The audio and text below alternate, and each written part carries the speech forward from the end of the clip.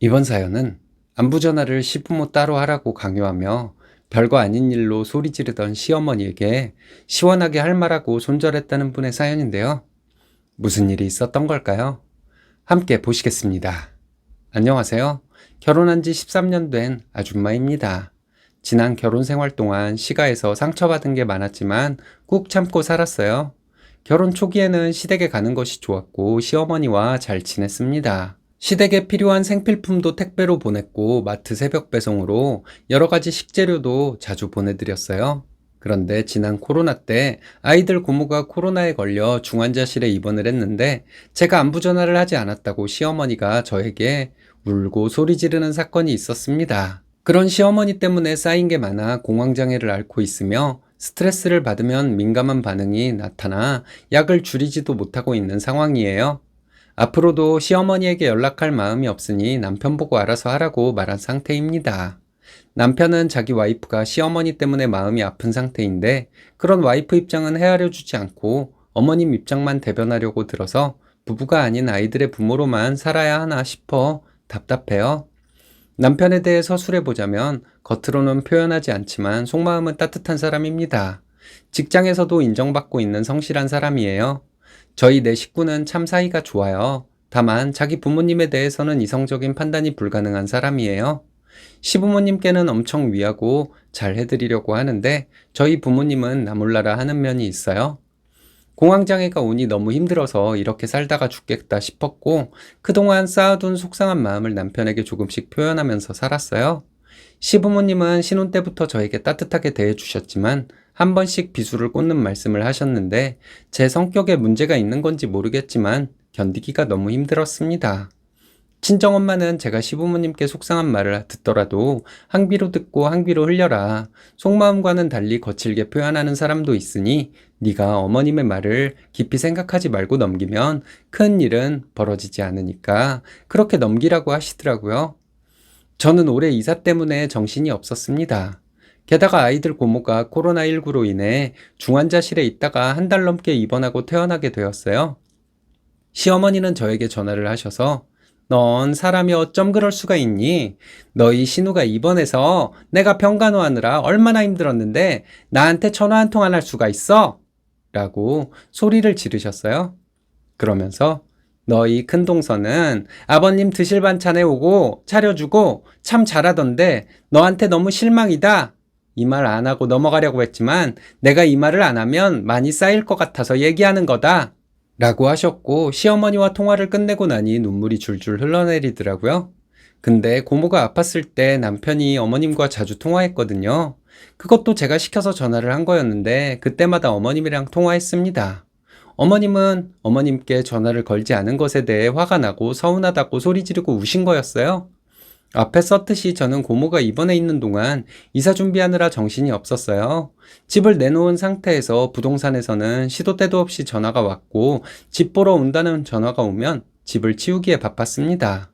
그리고 남편이 시어머니께 전화할 때 저도 같이 통화했는데 따로 전화하지 않은 점을 콕 집어서 서운하다고 하시니 정말 지긋지긋하더라고요. 그래서 남편에게 앞으로 어머님께 따로 전화하는 일 없을 거다. 결혼 생활 동안 시부모님께 상처받은 게 많았는데 그걸 다 당신에게 풀어놓으면 당신도 언짢을 거니 그냥 내 마음을 알아달라고 했어요. 제가 왜 시어머니께 따로 전화를 안 했냐면 저번에 친정아빠가 팔 수술하셨을 때 남편이 아빠께 전화한 적 없습니다. 그리고 저희 엄마가 갈비뼈가 부러지는 사고가 있어서 병원에서 오랫동안 입원했을 때 남편은 전화 한 통 한 적 없어요. 수술은 잘 됐는지 병원에서 식사는 잘 하시는지 아무 관심을 보이지 않았어요. 지난 설에 영상통화하면서 세배를 했는데요. 시댁에 먼저 세배를 했는데 남편은 친정에 전화를 하기 직전에 추리닝으로 갈아입더라고요. 저희 막내가 외할머니께 아빠 바꿔준다고 하니 왜? 하며 크게 말해서 정말 민망하기도 했고요. 아이들이 외할머니와 영상통화를 할 때 아빠를 비춰주면 얼른 피하다가 머쓱하게 안녕하세요 라고 마지못해 인사를 합니다. 저희 부모님은 손주들하고 통화하면 된다. 사위는 안 바꿔줘도 된다. 너희들끼리 잘 살면 그만이라고 하시거든요. 그런데 시간은 전화 강요가 너무 심해요. 두 분이 싸우고 나서 어머님이 아들에게 전화해서 싸웠다고 얘기를 하시더니 남편에게 아버지한테 전화해서 잘 풀어드리라고 합니다.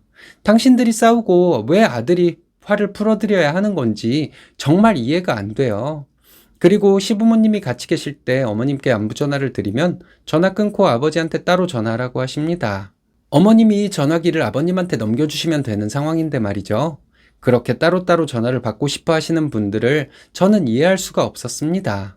시부모님 생신, 어버이날, 크리스마스 때도 꼭 따로따로 전화를 드려야 한다고 하십니다. 전에는 아버님 생신을 깜빡 잊고 전화를 못 드렸어요. 저녁 먹고 알게 돼서 급하게 전화를 드렸더니 아버님은 남편에게 네가 회사 생활하느라 생일 까먹은 거는 이해한다. 그런데 어머니 시부모를 얼마나 개똥으로 알았으면 시아버지 생일도 안 챙기냐고 쓴소리 하셔서 정말 기분 나빴던 적도 있었어요. 저희 남편은 저희 친정부모님 생신에 먼저 전화한 적이 한 번도 없어요. 제가 달력에 체크해놓고 전날 얘기해주면 그때서야 알아차리고 제가 옆구리 찔러야 마지못해 전화했어요. 자발적으로 전화한 적 한 번도 없어요. 시어머니가 고모 병원에 있는 동안 안부 전화하지 않았다고 원성 높이고 소리를 지르셔서 너무 가슴이 두근거렸고 호흡하기도 힘들어서 공황장애 약까지 먹고 있는 것을 알게 된 시어머니는 애미는 멀쩡해 보이더니 마음이 그렇게 약하냐? 내가 뭐 며느리 잡아먹는다고 하디? 정말 오버한다. 네 와이프니까 네가 잘 챙겨라. 이렇게 남편에게 카톡을 보내셨더라고요. 무심코 던진 돌에 개구리는 어떻게 되는지를 모르시는지 저렇게 막말을 하시니 저는 더 이상 어머님을 뵙고 싶지 않아요. 그렇게 몇 달이 지나고 시댁 근처에서 외식을 하자고 하고 식당에서 만나자고 전화를 드리니 시어머니는 며느리에게 절을 받고 싶다고 집으로 들어오라고 하시더라고요. 시어머니는 남쪽 지방에 사십니다.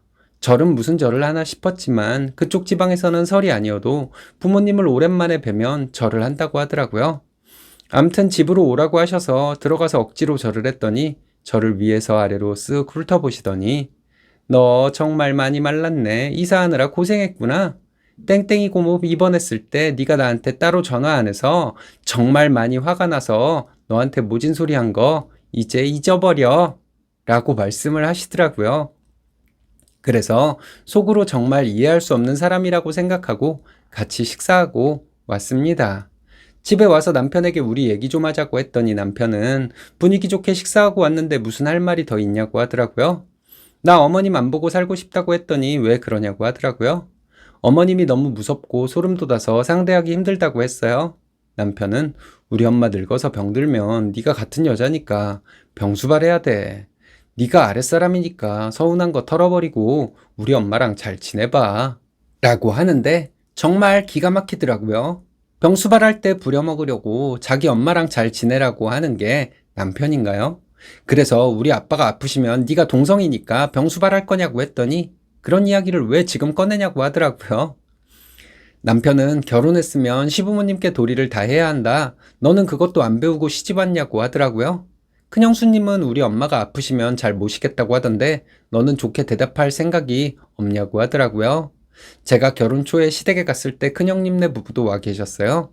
시어머니가 화장실에서 샤워하고 나오시는데 다 벗고 수건 하나로 몸을 가리고 나오셔서 정말 뜨악했었거든요. 그런 면에서 참 개방적인 어머니인데 아들이 병수발하는 건 문제되지 않아 보인다고 말했어요. 남편은 여기서 그 얘기가 왜 나오냐면서 제가 너무 꼬였다고 하면서 계속 피해의식 가지고 살 거냐고 합니다. 너는 원래 착한 애니까 마음보 착하게 먹고 우리 집에 안부 전화 잘하고 물 흐르는 대로 살라고 하네요. 자기 부모님 얘기만 나오면 다른 사람이 되는 남편과 어떻게 살아야 할지 모르겠어요. 막내 아이가 우리 모습을 보고 엄마 아빠 그만 싸우라고 해서 더 속상하고요. 후기입니다. 우리 내 가족과는 아무 트러블 없이 살고 있는데 시댁 이야기만 나오면 벽하고 말하는 기분입니다. 저희 엄마는 무지막지한 시집살이를 당하고 사셨대요. 할머니 장례를 치르면서 할머니께 뒤집지 않은 것을 잘했다고 생각하실 정도라고 합니다. 근데 어른으로서 더 지혜롭게 행동했더라면 며느리에게 한을 심어주지는 않았을 텐데 너무 아쉽게 생각한다고 하시더라고요. 그런 이야기를 듣고 자라서인지 저도 시어머니에게 똑같이 소리 지르고 싶지 않았습니다. 요즘 심리 상담을 받고 있는데 상담 선생님이 시어머니의 전화번호를 차단하는 게 도움이 될 거라고 하는데 바보같이 차단도 못하고 있어요. 시어머니가 공황장애를 겪고 있는 제 마음을 이해하지 못하시는 게 너무 야속하지만 제 마음을 헤아려 달라고 강요할 수도 없잖아요. 시어머니와 저는 섞일 수 없는 물과 기름 같은 존재라는 생각이 듭니다. 남편이 제가 게시판에 글을 올린 것을 알게 되었고 얘기를 하자고 하더라고요. 댓글이 무척 많아서 놀랬다고 하더라고요. 그래서 우리 앞으로 각자 효도하자고 했어요. 요즘 효도는 셀프로 하는 게 대세라고 했더니 알았다고 전화 강요 나중에 모시는 문제 이야기한 거 미안하다고 하더라고요. 그런데 나는 우리 엄마의 모습만 보고 자라서 우리 엄마가 이상형이었다. 우리 엄마가 며느리에게 소리 지르고 전화 강요한 게 지나친 것이라는 걸 댓글 통해 처음 알았다. 하더라고요. 남편에게 너희 부모님만 부모냐. 너무 예민하게 반응하지 마라. 애들도 당신의 그런 모습을 보니 친할머니, 친할아버지를 더 경계하지 않냐고 했어요. 나도 내 마음이 어려운 거 시어머니가 이해해 주길 바라지 않는다. 내가 치유받으려면 내 자신이 강해져야 된다고 하더라. 그러니 내가 공황장애를 이겨낼 수 있도록 옆에서 도와달라고 했어요.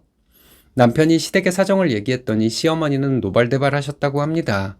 시아버지도 뭐 그런 애가 우리 집에 들어와서 분란을 일으키냐고 했대요.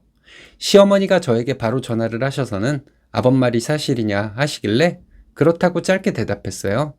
시어머니는 어떻게 며느리로서 그럴 수가 있냐고 하길래 어머니는 어떻게 시어머니로서 그럴 수가 있냐고 했죠.